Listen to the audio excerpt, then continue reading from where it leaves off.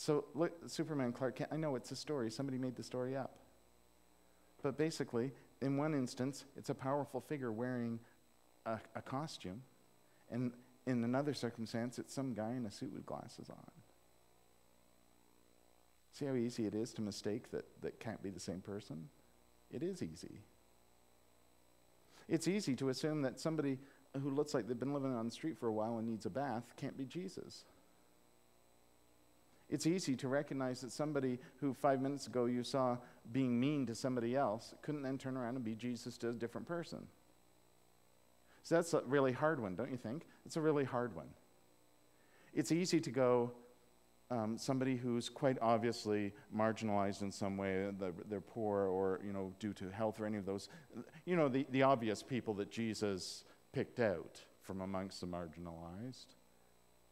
But don't you think Jesus also taught to people who were just not nice people? I think so. Because the potential for Jesus being in everybody means Jesus is in everybody, even somebody that you don't like. Not just for any of those obvious reasons, but somebody you just don't like. Either Jesus is in everybody or Jesus is not in everybody. Believe me, Jesus is in everybody.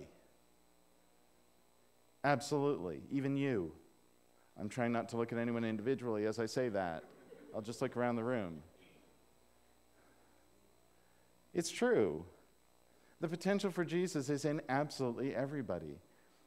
And that means not only should we not embrace it and live it, we should also not ignore that potential in other people. That's how we know Jesus is alive, is to experience Jesus, the verb. Can't do it. I was trying not to say Jesusing again, but if we're all Jesusing at the same time, you can't miss that Jesus is alive. You can't. It's easy. The hard part is when we're not, or when we're not open to seeing Jesus.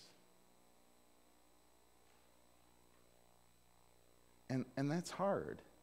Because being open to seeing Jesus in another person is kind of like being open to getting to know someone for who they really are rather than who you think they ought to be ahead of time. And we're real good at that. We're real good at deciding how people should be. And then we're terribly disappointed when they're not, of course. So we try and fix them. But we're supposed to be open to getting to know each other for who we are, right?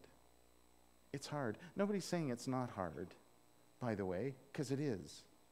And I know that Bible stories make it sound really easy. Like, we're going to hear from Acts and everything about how all the disciples then went out and preached to everybody, and instantly entire nations of people threw themselves down and said, oh, I'm going to worship God now because Jesus lives.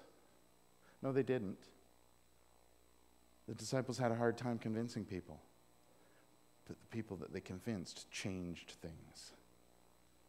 They did, because knowing that Jesus is alive changes you. Because knowing that spirit of love and grace and everything is alive in you changes you. It moves you to share it with others. It moves you to try and see it in others.